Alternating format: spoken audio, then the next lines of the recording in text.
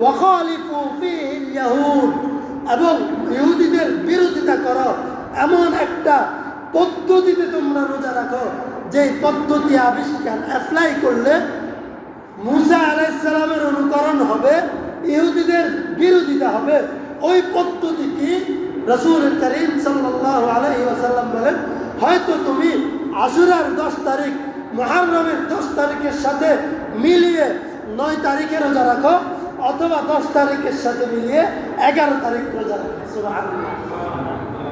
তাহলে মুহররমে আমরা রোজা রাখবো কয়টা? একটা মুসা আলাইহিস সালামের অনুকরণে, আরেকটা ইহুদিদের বিরোধিতায়, তাদের সাথে যেন না মিলে যায়।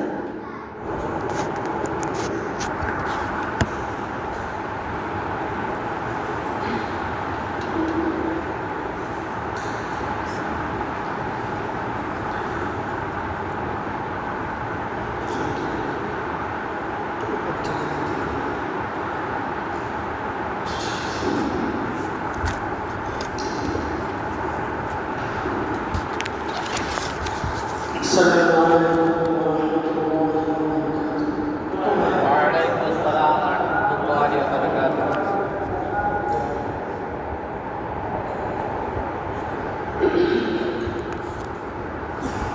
إن الحمد لله يا رب لك الحمد كما ينبغي لجلال وجهك وعظيم سلطانك. اللهم صل وسلم على آله وأصحابه وبارك ومن تبعهم بإحسان إلى يوم الدين.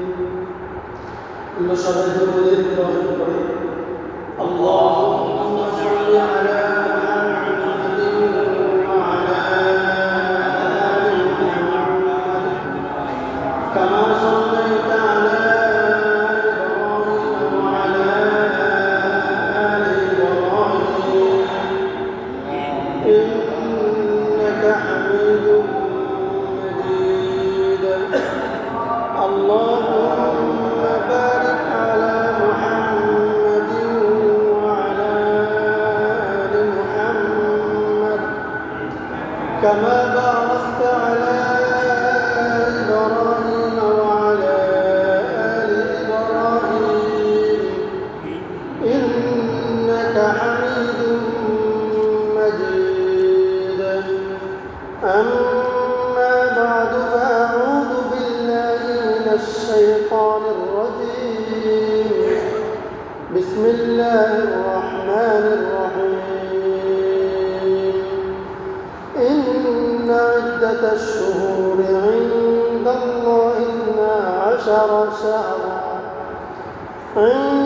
الله 12 شهرا في كتاب الله يوم خلق السماوات والأرض منها 4 حرم ذلك الدين القيم فلا تظلموا فيهن أنفسكم وقاتلوا المشركين كافة كما يقاتلونكم كافة واعلموا أن الله مع المتقين.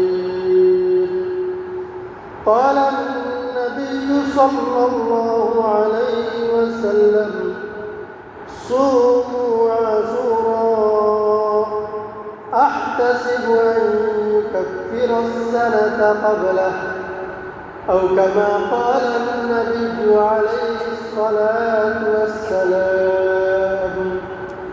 سبحانك لا علم لنا إلا ما علمتنا إنك أنت العليم الحكيم. رب زدني علما رب اشرح لي صدري ويسر لي أمري واحلل عقدة من لساني يفقه قولي. رب يسر ولا تعسر وتمم علينا بالخير. আলহামদুলিল্লাহ, আল্লাহ পাকের দরবারে লাখো কোটি শুকরিয়া। আল্লাহ তাআলার মেহেরবানিতে আমরা আল্লাহ তাআলার হুকুম পালন করার জন্য তাআলার ঘরে এসেছি এবং কোরআন সুন্নাহের আলোকে কিছু কথা শোনার জন্য বলার জন্য আমরা উপস্থিত হয়েছি। এই জন্য আল্লাহ তাআলার দরবারে আমরা সবাই কালিমাতুশ শুকর আদায় করছি, আলহামদুলিল্লাহ। ঠিক এই সময়টাতে আমার চেয়ে সুস্থ সবল অনেক মানুষ আল্লাহর ঘরের বাইরে আছে, খুব কোনো কাজে নাই, বসে বসে হয়তো মোবাইল টিপছে অথবা গল্প করছে, গল্পের মধ্যে মিথ্যা কথা আছে অথবা গুনাহের মধ্যে লিপ্ত আছে। সব মিলিয়ে সুস্থ মানুষ, সবল মানুষ যে চাইলে অনেক কিছু করতে পারে, কিন্তু এত সহজ একটা কাজ আল্লাহর ঘরে আসবে, নেকি কামাবে, তার জন্য জান্নাতের বন্দোবস্ত করবে, সেটা কিন্তু পারছে না। এটা কেন হয়নি? এক বুজুর্গ একটা ঘটনা লিখেছেন। ঘটনা হলো এরকম, এক মহাজনের একজন গোলাম ছিল। গোলামকে নিয়ে তিনি বাজারে গেলেন। কাজ শেষ করার এক পর্যায়ে গোলাম বলছে, নামাজের সময় হয়েছে, আমাকে নামাজ পড়ার সুযোগ দেন।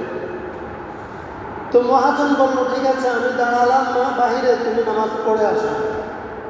সে নামাজ পড়তে মসজিদে ঢুকলো, ফরজ শেষ করলো, সুন্নাত শেষ করে সে নফলে দাঁড়িয়ে গেল। তার আর নামাজ শেষ হয় না। নামাজের মধ্যে তার মজা লাগে, ইস্তেগফার দোয়া করতে তার মজা লাগে, সে আর মসজিদ থেকে বের হচ্ছে না। মালিক বের হয়ে বা বাহিরে দাঁড়িয়ে গোলামের জন্য অপেক্ষা করতে করতে, একই তো গোলামের জন্য অপেক্ষা করছে, তাও দাঁড়িয়ে অপেক্ষা করছে, আরও বাহিরে অপেক্ষা করছে। কষ্টের পরিমাণ কেমন হইতে পারে, বিরক্তির পরিমাণ কেমন হইতে পারে। এক পর্যায়ে মালিক জানালা দিয়ে ডাক দিয়ে বলো, ও গোলাম, বেরোচ্ছিস না কেন? আর কত দাঁড় করিয়ে রাখবি, তাড়াতাড়ি বের হ। সে বলে, মালিক আমাকে তো বের হতে দিচ্ছে না। মালিক বলে, আমি তো দেখছি না তোমাকে কে বের হতে দিচ্ছে না, আমি তো দেখছি তুমি একা বসে আছো, একা নামাজ পড়ছো, একা তাসবিহ তাহলিল করছো, তোমাকে কেউ আটকাচ্ছে এমন কোনো চিত্র তো আমি দেখছি না, তোমাকে কে বের হতে দিচ্ছে না। গোলাম ডাক দিয়ে বলে, ও মালিক, আপনাকে যে মসজিদে ঢুকতে দেয় নাই, আমার মতো গোলামকে তিনি মসজিদ থেকে বের হতে দিচ্ছেন না। এটাই বাস্তবতা।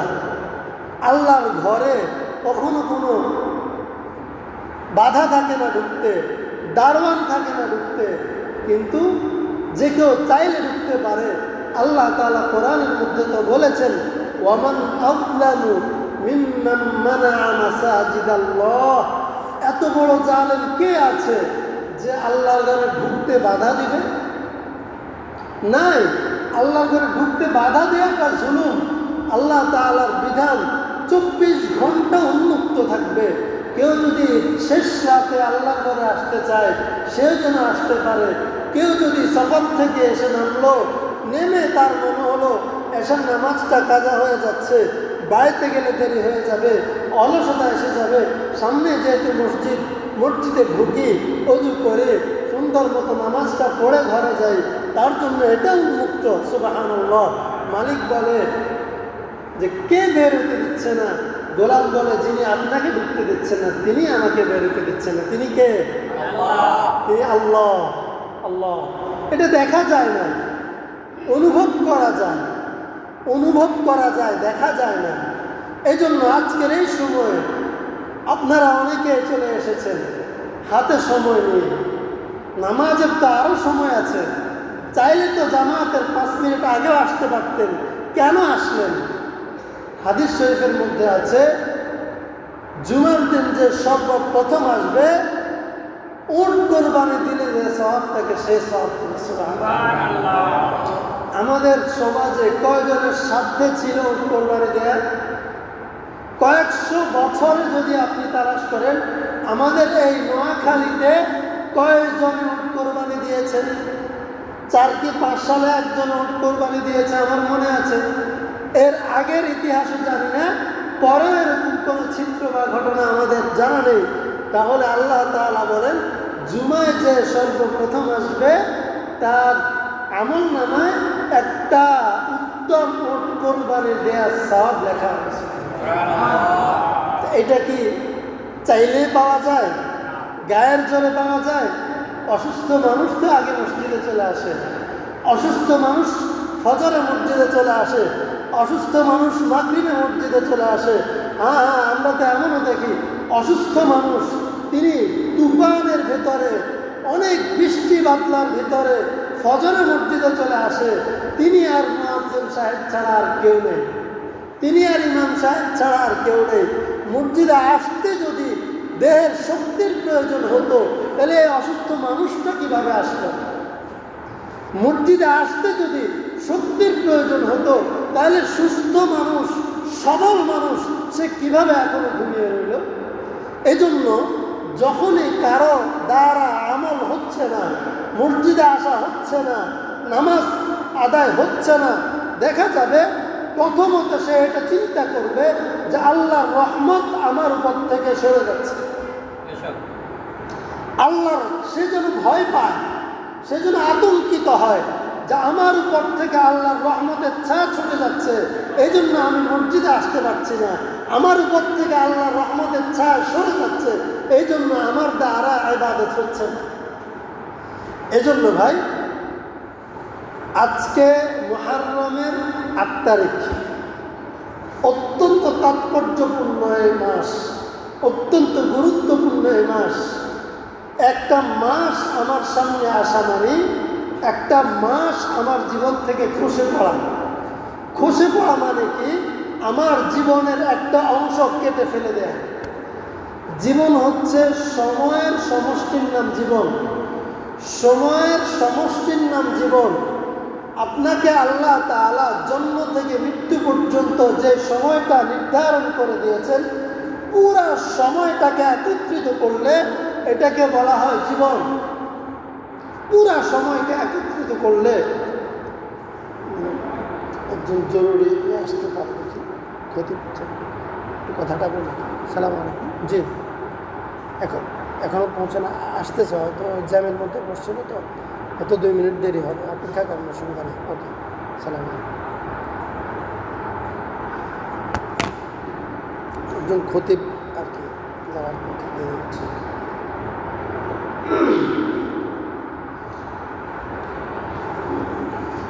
তো যাই হোক, এখন মুহররম মাস, আমার জীবনের সমষ্টির নাম হচ্ছে, সময়ের সমষ্টির নাম জীবন। এই সময়টাকে আল্লাহ বেঁধে দিয়েছেন প্রথমত দিনের মাধ্যমে। দিন আরও ছোট করলে সময় আরও চলে যাবে, সেকেন্ড, মিনিট, ঘন্টা, আমরা এত বিস্তারিত যাওয়া আমাদের প্রয়োজন নেই। দিনের মধ্যে প্রথম আল্লাহ সময়কে বেঁধে দিয়েছেন। এই দিনকে আল্লাহ তাআলা গণনার জন্য সূর্যকে নির্বাচন করেছেন।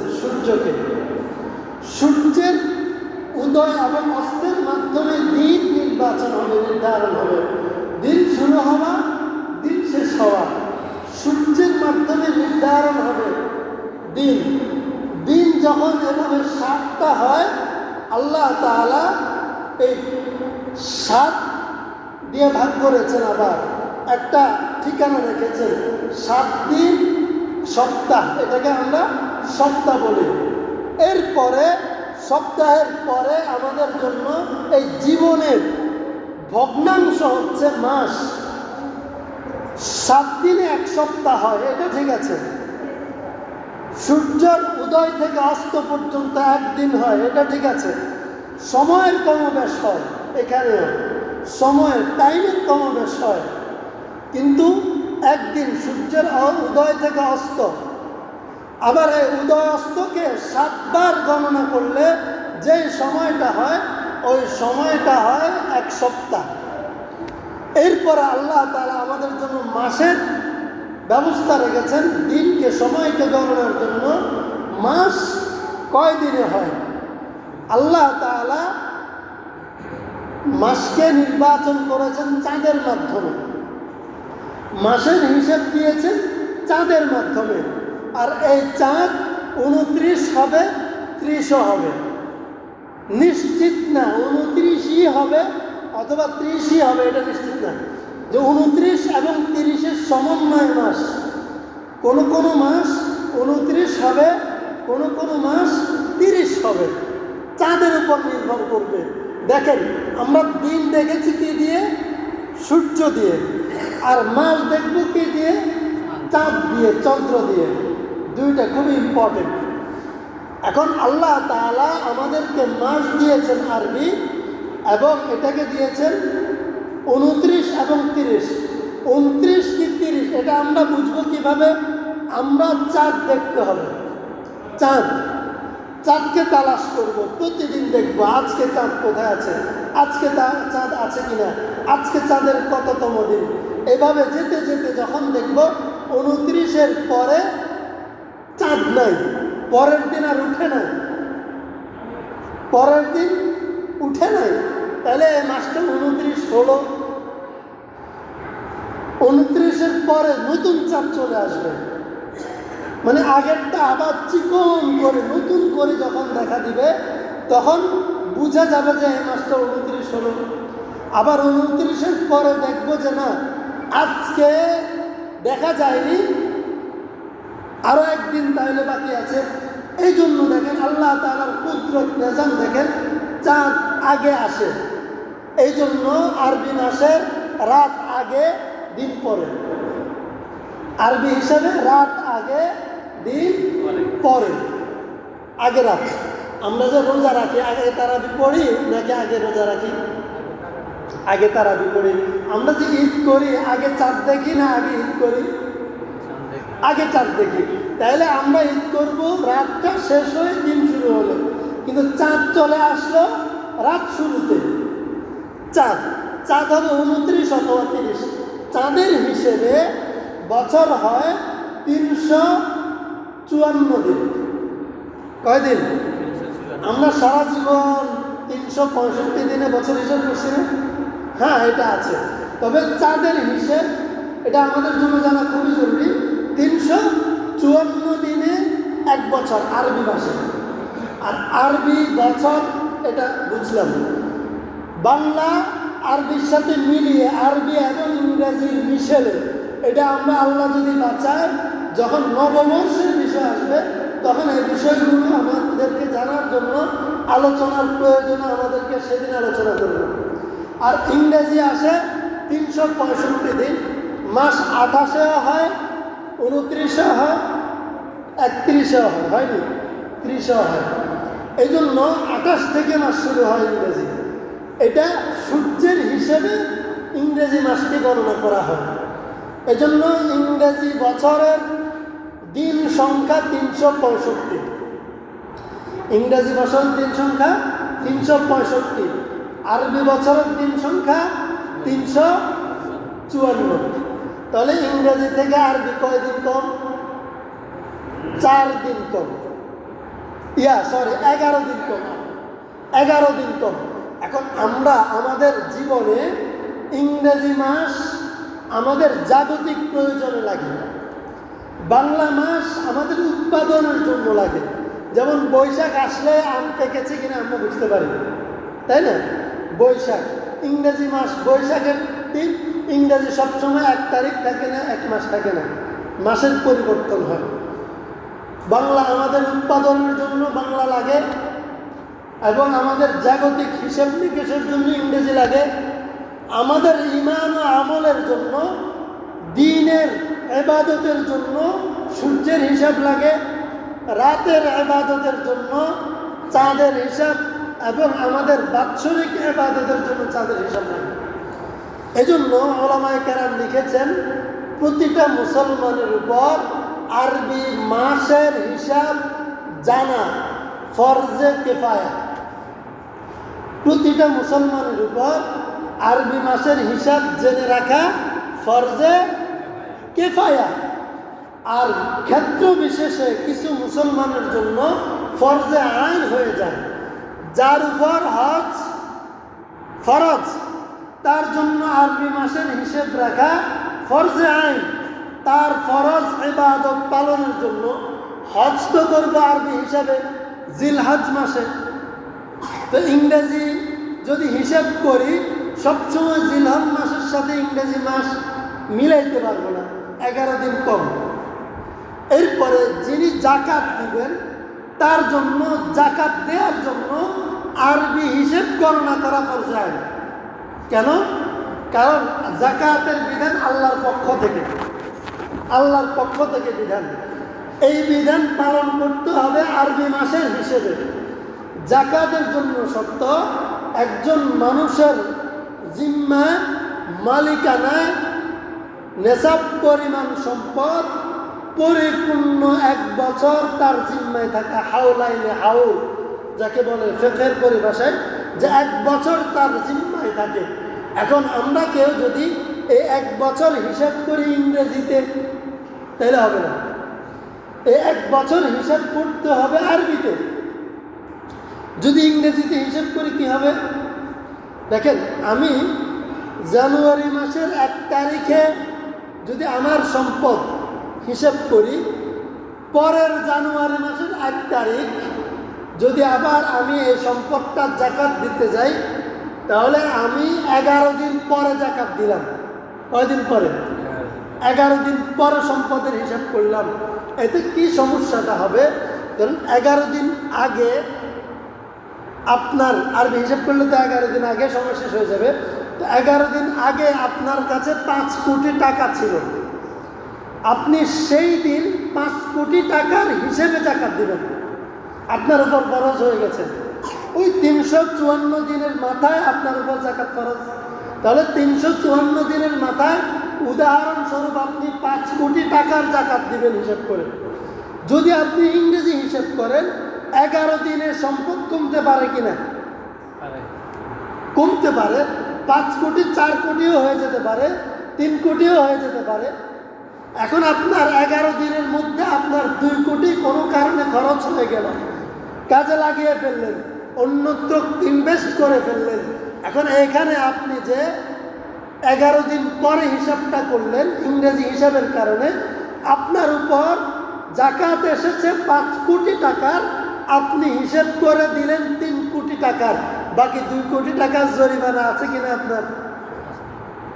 এই জন্য যার উপর জাকাত ফরজ তার উপর ইংরেজি নয়, আরবি মাস, আরবি বছর গণনায় রাখা ফরজ।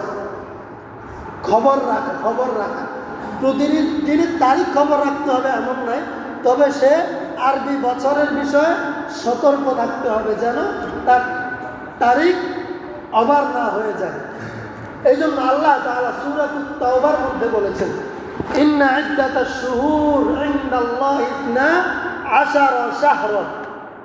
আল্লাহ তাআলা মাসকে 12টা মাসে সন্নিবেশিত করেছেন। কবে থেকে? ফি কিতাবিল্লাহ, এটা আল্লাহ তাআলার পক্ষ থেকে নাজিলকৃত কিতাবের মধ্যে লিপিবদ্ধ করা আছে। সুবহানাল্লাহ। 12 মাস। এতদিন হয়তো আমরা জানতাম, প্রাচীনটা আসতো যে বছরকে যে আমরা 12 মাসে গণনা করি, এটা কোত্থেকে আসলো, এটা জানি কোন বিজ্ঞানীর আবিষ্কার, এটা জানি কোত্থেকে আসলো। কিন্তু দেখেন, আমরা মুসলমান হওয়ার কারণে কতটা বিজ্ঞানের, কতটা তথ্যের, কতটা পৃথিবী পরিচালনার জন্য ইসলামের অবদান কতটা আছে, যে আল্লাহ তাআলা নিজে কোরআনের সূরাতুত তাওবার 36 নম্বর আয়াতের মধ্যে বলেন, ইন্না ইদ্দাতাশ শুহুর ইনদাল্লাহি 12 শাহরা। আল্লাহ তাআলার কাছে বছর হলো 12 মাসে। মাস কয়টা? 12টা। 13টা কেউ করতে পারবে না, কেউ 11টাও করতে পারবে না। পৃথিবীর শুরু থেকে আজকে পর্যন্ত, আজকে থেকে কিয়ামত পর্যন্ত বছরের গণনা হবে 12 মাসে। ইয়াউমা খালাকাস সামাওয়াতি ওয়াল আরদা মিনহা, যেদিন থেকে আল্লাহ পৃথিবী শুরু করেছেন সেদিন থেকে আল্লাহ তাআলা সময়কে 12 মাসে বিভক্ত করেছেন। 12 মাসে। আর এই 12 মাসে বিভক্ত করে একটা বছর করেছেন। 12 মাস শেষ হলে কয় বছর? 1 বছর। তাহলে আমার হায়াতকে আল্লাহ তাআলা মাসের মধ্যে আল্লাহ তাআলা আমার হায়াতকে বেঁধে দিয়েছেন। আমি আমার বয়স গণনা করি মাস দিয়ে, মাসের পরে বছর দিয়ে, তাই না? যে আমার হায়াত, তাহলে একটা মাস শেষ হওয়া মানে আমার হায়াতের একটা অংশ শেষ, একটা বছর শেষ হওয়া মানে আমার হায়াতের একটা বছর শেষ। আমার যখন কোনো কিছু খরচ হয়ে যায় তখন এটা কি শুধু আনন্দের, না এখানে বেদনাও আছে?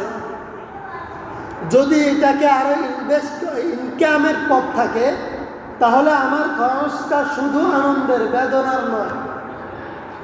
যদি ইনকামের পথ থাকে যে খরচ করছি, কি হয়েছে, আরো ইনকাম করে নিব। আর যদি খরচের পরে ইনকামের কোনো অপশন না থাকে তাহলে খরচ যত হবে তত টেনশন হবে, তত ভয় হবে, তত আতঙ্কের হবে। বন্যার সময় যাদের কাছে জমানো টাকা ছিল, ইনকাম বন্ধ ছিল, করোনার সময় যাদের কাছে জমানো টাকা ছিল, ইনকাম বন্ধ ছিল, তারা টাকা হিসেব করে করে খরচ করেন নাই।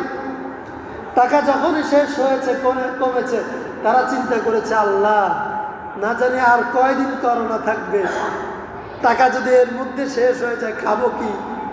ইনকাম তো নাই, ভয় ছিল না, আতঙ্ক ছিল। তাহলে ইনকামের যদি ব্যবস্থা না থাকে, শুধু খরচ থাকে, তাহলে এই খরচটা আতঙ্কের, এই খরচটা আনন্দের না। আমার হায়াতের খরচ, এটা হায়াত কি বাড়ানোর কোনো অপশন আছে? নাই, বরাদ্দ, তাই না? আল্লাহর পক্ষ থেকে ইদা জা আজালুহুম লা ইস্তাখিরুনা সাআহ ওয়া লা ইস্তাকদিমুন। আল্লাহ তাআলা কোরআনের মধ্যে বলেছেন, আমি তোমার মৃত্যুর জন্য যে সময়টা নির্ধারণ করেছি, এক মুহূর্ত আগও করতে পারবে না, পরও করতে পারবে না। আগ পর করতে পারবে না কে বলেছে? কেউ হয়তো মাথায় বুদ্ধি আসতে পারে, অনেকে তো আত্মহত্যা করাও জীবন বিসর্জন দিয়ে দেয়, তাহলে সে কি আগে মারা যায়নি? তাহলে তার জন্য একটা পয়েন্ট মাথায় নেওয়া দরকার যে যত মানুষ আত্মহত্যা করতে যায় সব মানুষ কি মারা যায় না। আত্মহত্যা করতে গেলে সবাই মারা যায় না, বহু মানুষের গলায় ফাঁস লেগে যায়, আশপাশের মানুষ এসে উদ্ধার করে, বহু মানুষ বিষ খেয়ে ফেলে, মানুষ এসে উদ্ধার করে ফেলে, বহু মানুষ গাড়ির নিচে মাথা দিতে চলে যায়, অন্য মানুষ এসে উদ্ধার করে ফেলে। তাহলে আত্মহত্যা করতে গিয়ে তো অনেক মানুষ মরতে পারে না, কেন? তার মৃত্যুর আল্লাহর দেয়া সেই নির্ধারিত সময় এখনো আসেনি। আর বহু মানুষ বাঁচার জন্য হসপিটালে ছুটে যায়, বেঁচে বাড়ি ফিরতে পারে সব মানুষ না। বহু মানুষ, সুস্থ মানুষ, একটু বুক ব্যথা শুরু হয়েছে, হসপিটালে গেছে, সুস্থ মানুষ লাশ হয়ে ফিরে আসছে। আর অনেক মরণাপন্ন মানুষ, অবস্থা খুবই খারাপ, হসপিটালে গিয়েছে, 1 মাস চিকিৎসার পরে মোটামুটি সুস্থ হয়ে বাড়িতে ফিরে আসে। কেন? তার মানে হসপিটালে মানুষ বাঁচার জন্য ছুটে যায় কিন্তু মরে আসে। কেন? তার জন্য মরার সময় নির্ধারণ হয়ে গেছে।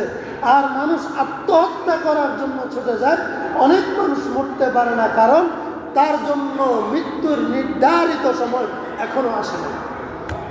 তাহলে এখানে বাড়ানোর কোনো সুযোগ নেই, কমানোর কোনো সুযোগ নেই।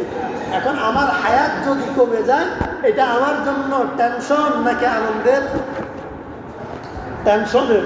এখন নতুন বয়স আসলে আমরা কি জন্মদিন পালন করে উদযাপন করব নাকি রোনাজারি করব? কোনটা করা উচিত আমার জন্য? রোনাজারি করা উচিত। আমার জীবনের একটা বছর শেষ হয়ে গেছে, আমি যদি 50 বছর পৃথিবীতে বেঁচে থাকার সুযোগ ছিল, আজকে 1 বছর চলে গেছে, মানে আমার কপালে আর মাত্র 49 বছর বাঁচার সুযোগ আছে। আমার যদি বয়স এখন 20 বছর থেকে হয়ে যায়, তাহলে 50 বছরের পরে আজকে 20 বছর পূর্তি হয়েছে, মানে আমি আর মাত্র 30 বছরে পৃথিবীতে বাঁচতে পারবো। আমার তো মৃত্যু ঘনিয়ে এসেছে, আমার তো কবর ঘনিয়ে এসেছে, আমি আনন্দ কিভাবে করতে পারি? হযরত ওমর ইবনুল খাত্তাব রাদিয়াল্লাহু তাআলা আনহু বলেন, হাসিবু ক্বাবলা আন তুহাসাবু। ও উম্মত, তুমি তোমার হিসাব আগে কষে নাও, আল্লাহ তাআলা তোমার কাছ থেকে তোমার জীবনের হিসাব নিয়ে রাখে। নিজে হিসাব করো, নিজে আল্লাহ হিসাব নেওয়ার আগে। এই জন্য আল্লাহ তাআলা আমাদেরকে 12টা মাস দিয়েছেন এবং শাহরুল্লাহিল মুহাররম, আল্লাহ তাআলা বলেছেন মুহাররম আল্লাহর মাস। 12 মাসের মধ্যে এক মাস আছে, সেই মাসকে বলা হয় মুহাররম। আর মুহাররমকে আল্লাহ তাআলা বলেন শাহরুল্লাহ আল মুহাররম, মুহাররম আল্লাহর মাস। সুবহানাল্লাহ। আল্লাহ তাআলা মুহাররমকে কার সাথে সম্পৃক্ত করেছেন? আল্লাহর সাথে সম্পৃক্ত করেছেন। যেই জিনিস যার সাথে সম্পৃক্ত হয় তার মূল্যায়নের সাথে, মানের সাথে ওই জিনিসের মানটাও বৃদ্ধি পায়। একটা এই রেহালটার সাথে কেউ কি পা লাগাবে? কেন?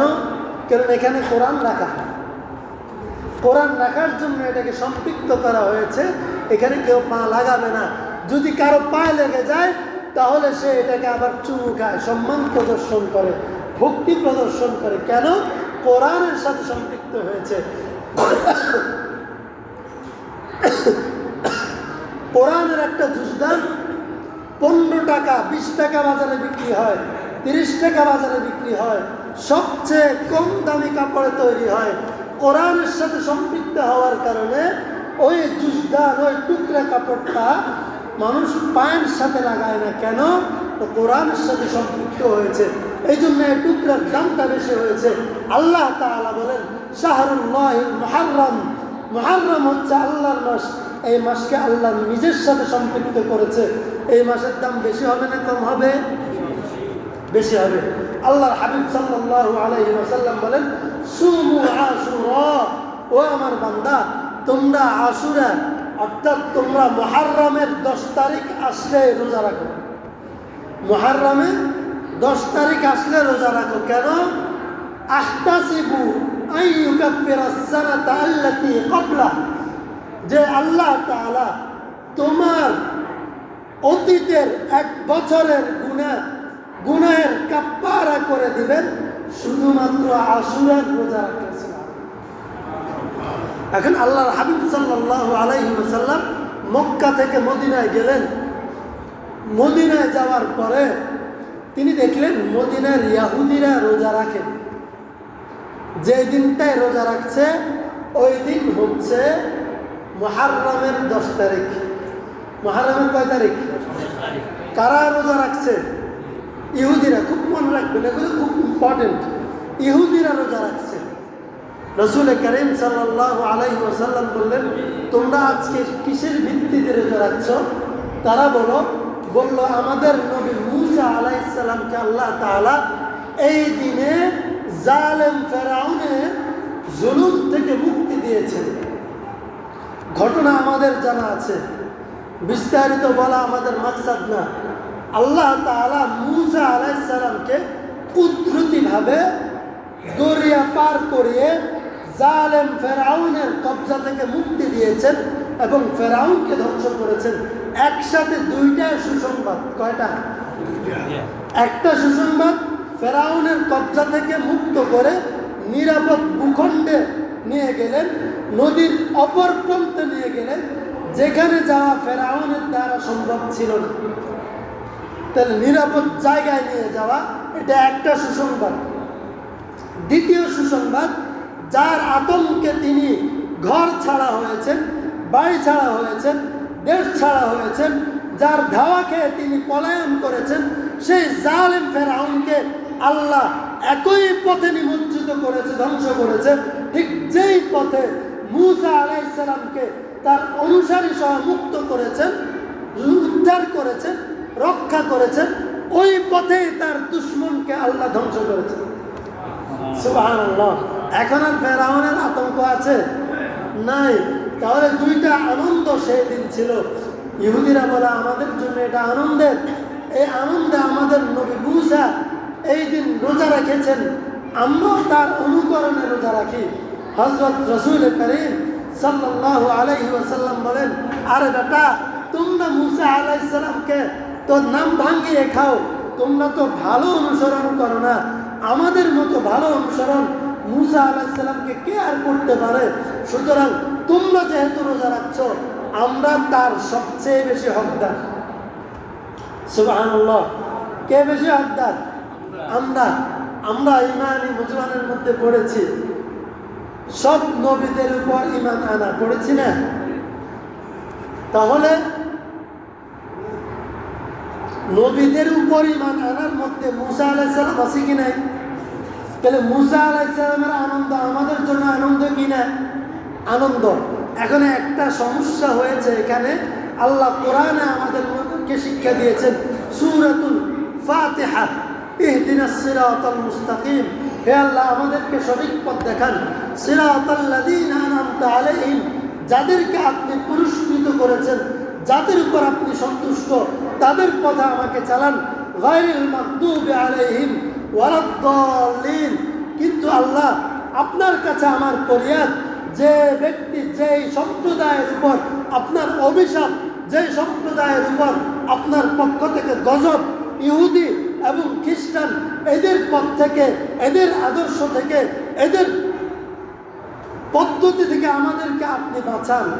তাহলে এখানে সেই বিষয়টা চলে আসলো না?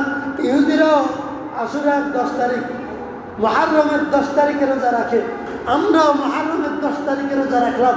ওইদিকে তো মুসা আলাইহিস সালামের অনুকরণ হইল, এইদিকে ইহুদিদের অনুকরণ হয়ে গেল। এখন কি করণীয়?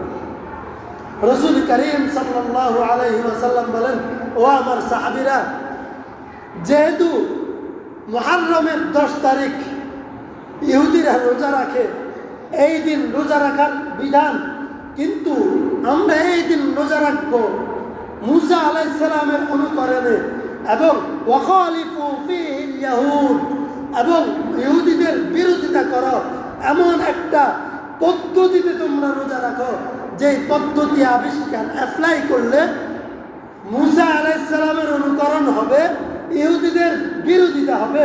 ওই পদ্ধতিটি রাসূল করিম সাল্লাল্লাহু আলাইহি ওয়াসাল্লাম বলেন, হয়তো তুমি আশুরার 10 তারিখ, মুহররমের 10 তারিখের সাথে মিলিয়ে 9 তারিখে রোজা রাখো, অথবা 10 তারিখের সাথে মিলিয়ে 11 তারিখ রোজা রাখো। সুবহানাল্লাহ। তাহলে মুহররমে আমরা রোজা রাখবো কয়টা? কয়টা? একটা মুসা আলাইহিস সালামের অনুকরণে, আরেকটা ইহুদিদের বিরোধিতা, তাদের সাথে যেন না মিলে যায়।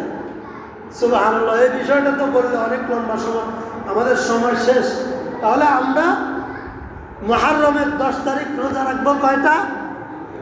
2টা। মূল রোজা 10 তারিখ, এটা ফজিলতের জন্য। আর 9 তারিখে রাখবো অথবা 11 তারিখে রাখবো, 2টা রাখবো। 9 তারিখ 10 তারিখ, অথবা 10 তারিখ 11 তারিখ। একটা রাখবো মুসা আলাইহিস সালামের অনুকরণে, আরেকটা রাখবো ইহুদিদের বিরোধিতা, তাদের সাথে যেন মিলে না যায়। তারা রোজা রাখতো শুধু 10 তারিখ, আমরা রোজা রাখবো 9, 10 অথবা 10, 11। বিনিময়ে আল্লাহ কি দিবেন? আল্লাহ তাআলা আমাদেরকে দিবেন আইয়ুকাফিরাস সানাতা আল্লাতী ক্বাবলা, যে অতীতের 1 বছরের গুনাহের কাফারা হয়ে যাবে। সুবহানাল্লাহ। কয় দিনের রোজা? কয় দিনের রোজা? আজকে মুহররমের 8 তারিখ, শনিবার 9 তারিখ, রবিবার 10 তারিখ। আমরা শনিবার অথবা রবিবার রাখবো, আজকে রাতে ভাত খাবো, অথবা রবিবার অথবা সোমবার রাখবো। 2টা রাখবো, একটা রাখবো না। কয়টা? ইনশাআল্লাহ তাআলা এই মুহররমের রোজার অনেক ফজিলত আরো বেশিও আছে। একটা ফজিলতে যথেষ্ট আমাদের জন্য, যে 1 বছরের গুনাহের কাফারা হয়ে যাবে ইনশাআল্লাহ। আল্লাহ রাসূল সাল্লাল্লাহু আলাইহি ওয়াসাল্লাম নিজে রেখেছেন এবং সাহাবায়ে কেরামকে রাখিয়েছেন, এবং পরবর্তী বছর থেকে রাখতে উদ্বুদ্ধ করেছেন। ইনশাআল্লাহ তাআলা আমরা মুহররমের রোজাটা রাখার চেষ্টা করব, এবং এরপরেও এই মাসে সোমবার বৃহস্পতিবার রোজা রাখার চেষ্টা করব। ইস্তেগফার বেশি বেশি করবো ইনশাআল্লাহ তাআলা। ইস্তেগফার বেশি বেশি করব। কেন? আমার জীবনের হায়াত থেকে 1 বছর শেষ, তারপরে আমার জীবনের 1 বছরের কাফারার জন্য রোজা রাখবো। আল্লাহ তাআলা আমাদেরকে কবুল করুন, আমিন। ওয়া আখির দাওয়ানা আলহামদুলিল্লাহি রাব্বিল আলামিন। যারা সুন্নাত পড়েন না